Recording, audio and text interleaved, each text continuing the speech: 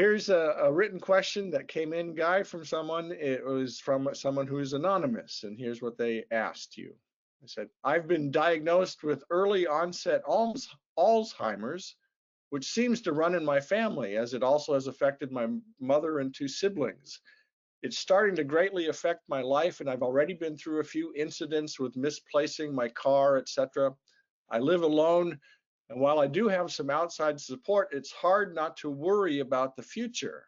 However, I do realize worry and anxiety is not the way to go, and often tell myself, just this, here, now. I'm very grateful for what I learned from these classes and would really appreciate any words of wisdom you could share with me about my situation. I'm not a doctor, but I can tell you that every human being, as they get older, has more prolonged lapses of memory. Person get up and go in the kitchen and forget altogether why they went there. You want to remember somebody's name that was important to you. You're sitting there having a conversation, you want to bring it up. It's gone, it's wiped out. Those moments produce anxiety,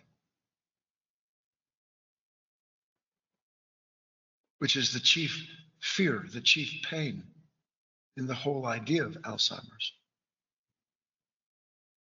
I'm losing myself. But to understand, and you can because you are connected to this work, you are an aspirant. You can't lose yourself. You are not your memories. That's what you can't find because the brain is no longer operating to produce the relationship between the synapses that have all that stored content in them. So in many ways, and I'm not suggesting that one should be upbeat about it, but I know for a fact that you shouldn't be downbeat. You shouldn't be beaten down by it. I think what you've described as a prescription is precise. When I feel the onset of that anxiety because suddenly I can't recollect who I am because the conditions that my memory brings up that confirm me as I remember myself, that's gone. You ground yourself in exactly what you've just said. It is entirely appropriate in those moments to see the fear that comes up and hand it over as best you can to the part of you that understands that that fear belongs to who and what you've been. We're all going to have the grand Alzheimer's when we drop this body, aren't we? All of those memories, all of that business connected with the development of personality, poof.